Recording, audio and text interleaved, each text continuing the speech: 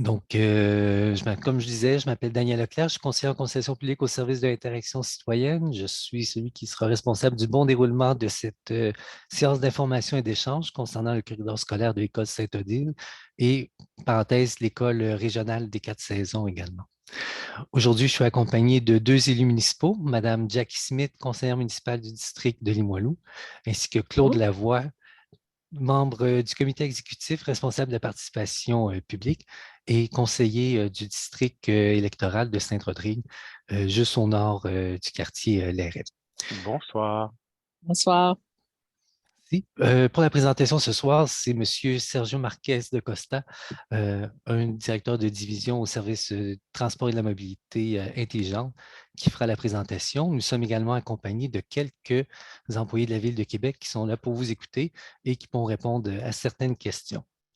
Concernant le déroulement de notre assemblée, alors on va avoir un mot de M. Lavoie, suivi de la présentation du service des transports et de la mobilité intelligente. Et par la suite, et je vous prie d'attendre la période de questions justement en raison des micros et des caméras, et la période de questions pour les interventions, vos commentaires sur le projet. Donc, on souhaite terminer pour 21 heures. C'est un petit peu le plan de la soirée. Donc, je laisserai la parole dès maintenant à M. Claude Lavoie, puis on pourra poursuivre avec la présentation. Eh bien, merci, Monsieur Leclerc. Monsieur Leclerc, je serai bref puisque on souhaite vraiment laisser le plus de temps possible aux citoyens.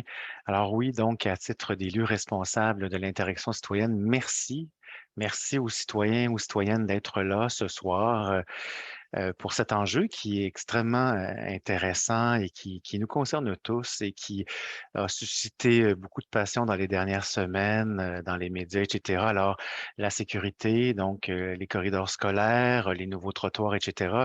Donc, l'objectif de la ville est vraiment de mettre en œuvre, de mettre sur pied différents moyens pour assurer justement et pour assurer la sécurité des élèves, des corridors scolaires, etc., mais aussi de tous les citoyens, de tous les usagers, puisque on est, même comme adulte, usagers aussi des corridors scolaires très, très fréquemment lorsqu'on est piéton. Alors donc, merci d'être là, merci de participer, merci de donner votre point de vue. Ne vous gênez surtout pas. Je crois que c'est ma troisième ou quatrième consultation sur ce sujet. Je suis toujours aussi enthousiaste de constater à quel point les gens connaissent leur milieu de façon très, très, très intime, chaque coin de rue. Alors, ne vous gênez surtout pas pour amener des suggestions très, très concrètes, très précises. Je suis très, très bien entouré de gens de la ville, d'employés de la ville qui connaissent leur sujet beaucoup mieux que moi. Et avant de retourner le micro, j'aimerais saluer ma collègue élue, Madame Smith. Alors voilà. Merci beaucoup. Monsieur Marquez, je vous invite à commencer. Bon, merci. Bonsoir à toutes et à tous déjà. Donc, je vais partager mon écran afin de ne pas faire un long monologue. On va juste mettre en contexte une petite présentation. Vraiment, le but, c'est plutôt d'aller vraiment vers de l'échange. Mais néanmoins, pour mettre la table, on va faire une petite mise en contexte. Donc, je vais essayer de faire ça, comme je vous le dis rapidement, parce que c'est pas toujours agréable de faire un monologue devant son écran. Bon, alors, donc ce soir, on est là pour présenter quelques petits projets au niveau de ce qu'on appelle le corridor scolaire de l'école Saint-Odile. Donc, plan de la présentation, on va faire un petit mise en contexte assez rapide sur qu'est-ce qu'un corridor scolaire, pourquoi la ville aujourd'hui investit dans la mise à jour des corridors scolaires autour de toutes ces écoles primaires. Et on va s'intéresser effectivement à des travaux potentiellement prévus à proximité de l'école, donc principalement sur l'axe de la rue du Curé-Couture. Ensuite, on verra un peu les prochaines étapes et bien sûr une période de questions et de commentaires. Bon, globalement, dans la mise en contexte, sécurité routière, on est dans un plan de stratégie de sécurité routière 2020-2024. Donc, c'est un plan qui a été mis en place depuis l'année 2020. C'est effectivement un investissement sur 5 ans, donc de l'argent pour mettre à jour certaines infrastructures, notamment tout ce qui peut considérer des infrastructures de mobilité active. Dans les actions phares de la stratégie, il y a 115 écoles primaires aujourd'hui sur la ville de Québec. Donc, l'objectif est de venir améliorer ou bonifier ou créer des corridors scolaires à proximité des écoles primaires. Ça a été la mise en place d'un bureau de sécurité routière. Donc, c'est des employés, on va dire, policiers du SPVQ qui sont aujourd'hui dédiés à la sécurité routière à proximité des écoles. Donc aujourd'hui, en 2023, ils sont au nombre de 18. Donc, ils tournent régulièrement autour des écoles. C'est aussi la mise à jour des traverses piétonnes. Donc, ça, c'est aussi un des grosses actions phares de la stratégie. Des afficheurs de vitesse aussi. Donc, ça, on espère que ça fond là. On a eu une petite tempête qui nous rappelle que l'hiver n'est pas tout à fait fini, mais globalement, il y a aussi des afficheurs qui vont commencer à sortir au printemps. Donc, c'est vraiment des équipements que la ville a achetés pour répartir tout au long du territoire pour sensibiliser, on va dire, à la vitesse pratiquée dans des milieux principalement résidentiels. Et enfin, tout ça, tous ces investissements-là ne sont qu'une partie de la stratégie, puisque derrière, il y a aussi une campagne de sensibilisation, parce qu'on peut mettre tous les investissements que l'on veut. Il y a aussi le comportemental qui fait que c'est une partie importante aussi sur laquelle on doit agir, on doit communiquer, on doit continuer à passer les messages pour essayer d'influer certains comportements. Donc, c'est sûr que là, on parle de corridors scolaires. Il ne faut pas oublier que les principaux utilisateurs qui arrivent à proximité des écoles sont aussi les parents utilisateurs des écoles. Donc, on est toujours dans ce contexte. Donc, pour résumer, des investissements, des campagnes de sensibilisation et tout ça, quel est l'objectif? 2 cibles principales. À la fin de la stratégie, donc, on fait un petit retour sur arrière sur qu'est-ce qui s'est déroulé pendant ces 5 dernières années. Objectif, aucune collision mortelle ou grave autour des écoles. Donc ça, c'est vraiment l'objectif final. Et diminution de 50% des collisions mortelles ou graves sur le reste du territoire. Donc c'est sûr que en attaquant les corridors scolaires, ces 115 écoles, si on regarde ça de très haut, ça maille quand même la ville de façon très globale. Donc on espère aussi que ça a un effet sur le reste du territoire. Et l'objectif final, c'est 2040, qui est vraiment le zéro décès piétons et cyclistes. Alors pourquoi 2040? Ça paraît loin. C'est qu'en fait, en comparant avec les municipalités à travers le monde qui ont fait des campagnes de vision zéro, 20 ans, ça a été vraiment le temps moyen qui a été nécessaire pour atteindre cet objectif final-là. Donc, c'est effectivement des cibles, on le voit, c'est ambitieux, c'est réaliste, hein, mais on voit à 20 ans, ça paraît quand même gros, mais c'est aujourd'hui les efforts de chacun qui feront en sorte qu'on arrivera à cet objectif. Donc, si on rentre plus dans le cadre d'un corridor scolaire, qu'est-ce que ça veut dire un corridor scolaire?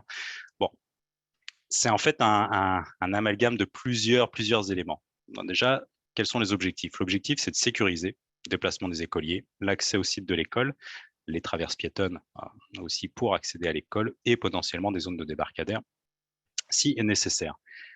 On travaille aussi sur la signalisation de la zone scolaire, donc vraiment de venir donner le message et de venir indiquer aux automobilistes qu'on approche d'une zone scolaire, donc on retravaille cet exercice-là aussi. Et l'objectif final, bien sûr, est de favoriser les déplacements actifs, donc de donner certaines habitudes de déplacement pour éviter le tout à l'auto. Sur quoi la ville de Québec elle est capable d'agir? Bon, 4 grandes familles dans lesquelles on est capable d'avoir des actions. Tout ce qui va concerner la géométrie de la rue. Donc ça va concerner les constructions, les élargissements de trottoirs, potentiellement des intersections, des débarcadères. Donc c'est on va appeler ça du génie civil.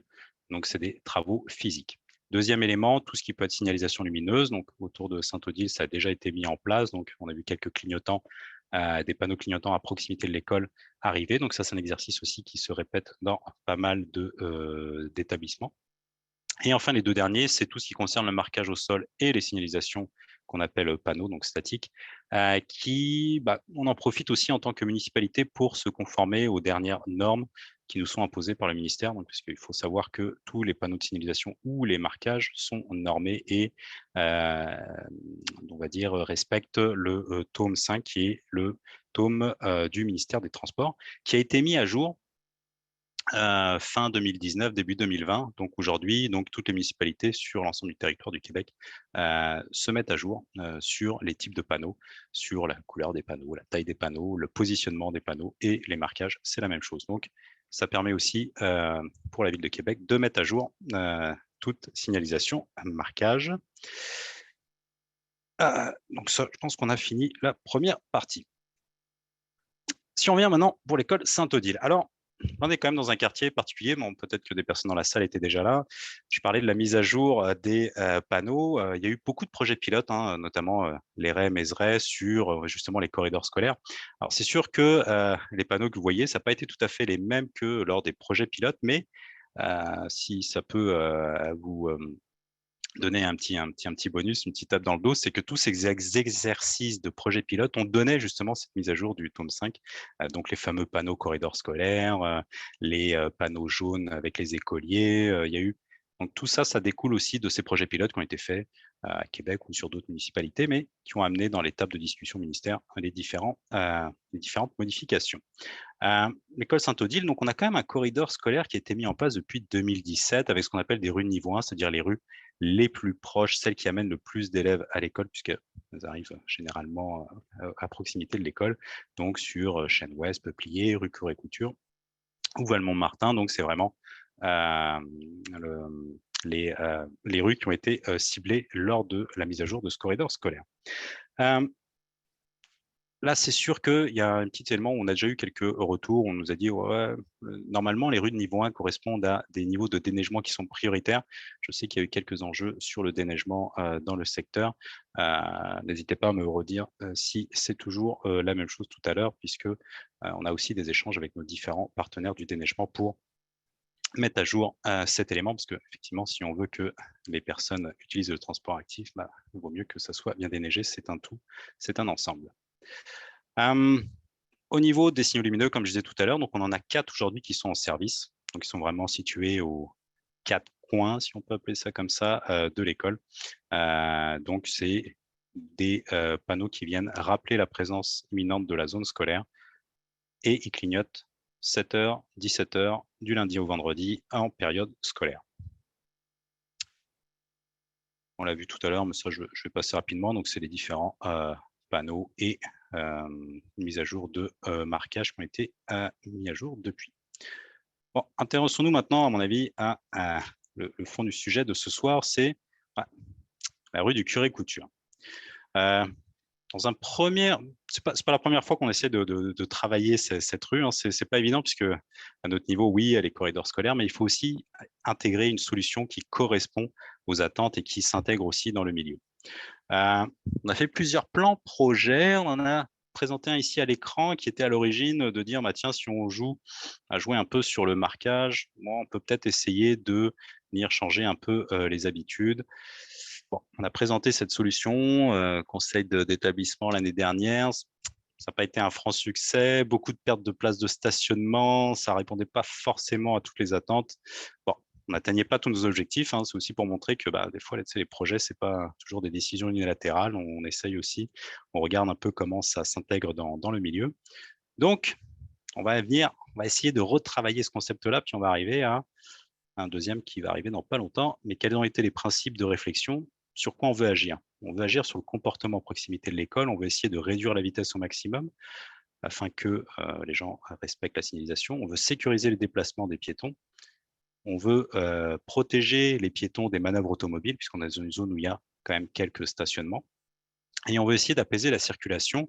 Bon, on n'a pas beaucoup d'astuces, mais on va essayer de se dire, tiens, si on modifie un peu la géométrie, il y a des chances qu'on puisse agir visuellement sur la circulation. Et là, on a une version, on va dire 2.0, avec des aménagements beaucoup plus physiques.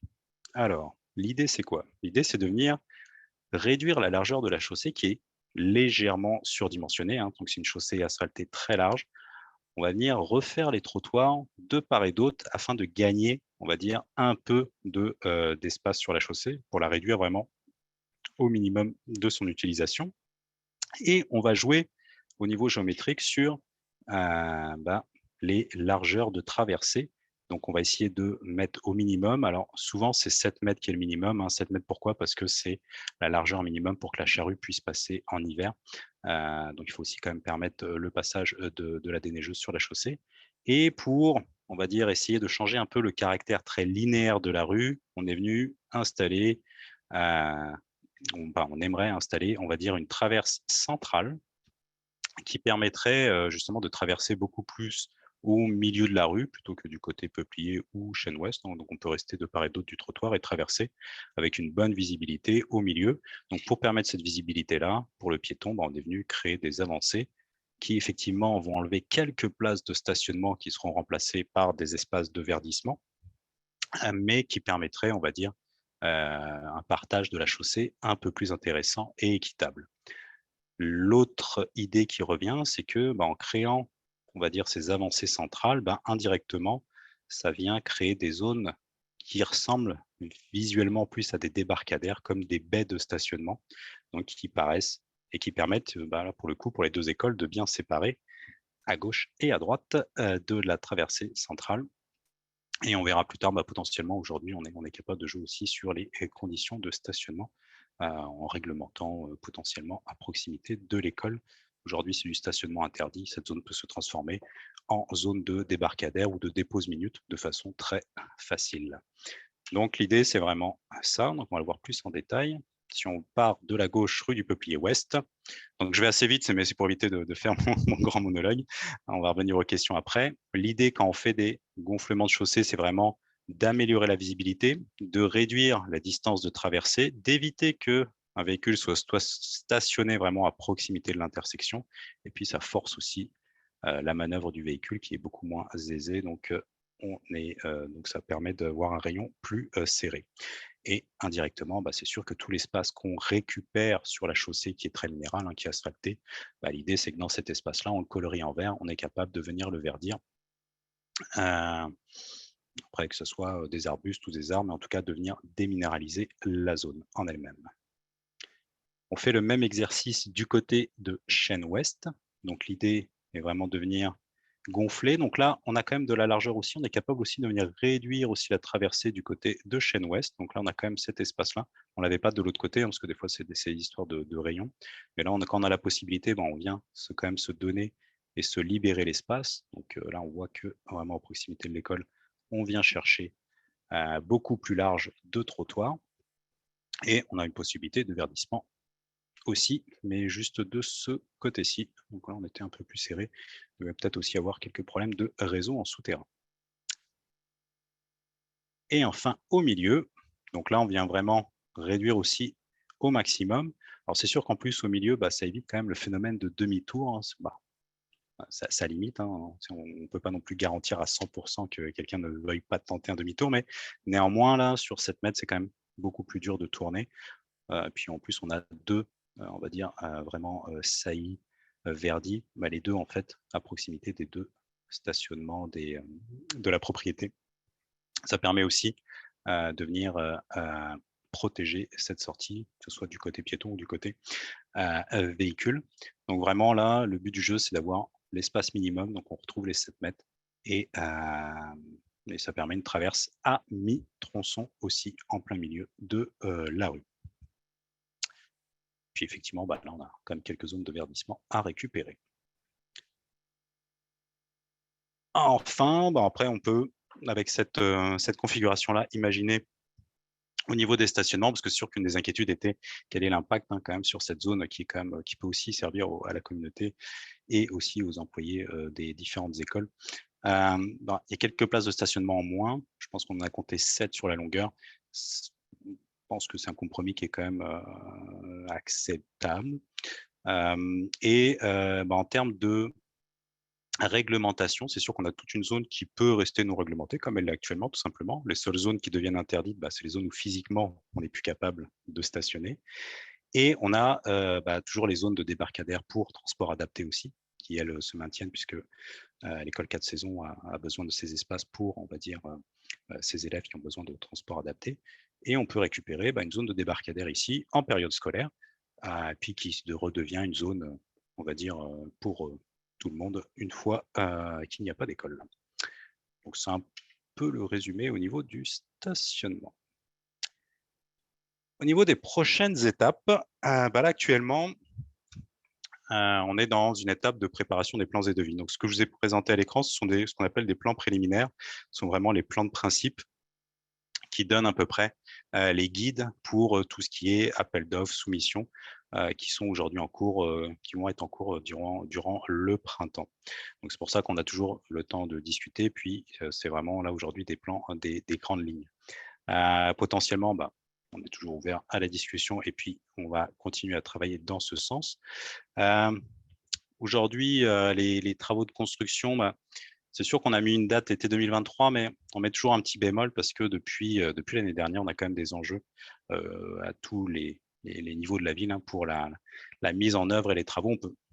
Aujourd'hui, il est encore un peu tôt pour garantir les réalisations physiques et les dates exactes, puisque le marché aujourd'hui de la construction est très difficile, on va dire. Donc, nous, on travaille effectivement pour faire le maximum d'opérations, mais des fois, on est quand même limité par le nombre de, on va dire le nombre d'intervenants, le nombre de soumissionnaires. Donc, c'est aujourd'hui un enjeu. Mais effectivement, c'est sûr que la période de travaux est majoritairement choisie quand il n'y a pas d'école. Par contre, aujourd'hui, il est un peu tôt pour finaliser les dates exactes. Donc, ce qui est sûr, c'est que si jamais on a des dates vraiment précises, bien sûr que les communications suivront. On a toujours ce qu'on appelle le programme de soutien à la mobilité qui est en cours. Donc, ça, c'est quelque chose qui est reconduit. Donc, ça, c'est vraiment, ça fait partie aussi des petits coups de pouce dans le cadre de la stratégie. Et puis, si jamais il y a des petites questions, on n'est pas sans savoir aussi que la ville se lance dans des grands programmes de rue-école. Donc de rues qui seraient potentiellement adaptées lors des rentrées et sorties d'élèves. Donc j'ai mon collègue avec moi dans l'assistant, donc si jamais il y a des questions là-dessus, donc on pourra préciser un peu cette initiative qu'on aimerait mettre en place pour la rentrée suivante. Donc je pense que je suis arrivé au bout, on est à la période de questions et commentaires. Eh bien, merci beaucoup, M. Marquez. Bien. Donc, je vais juste rappeler un peu les consignes. Je vais, premièrement, arrêter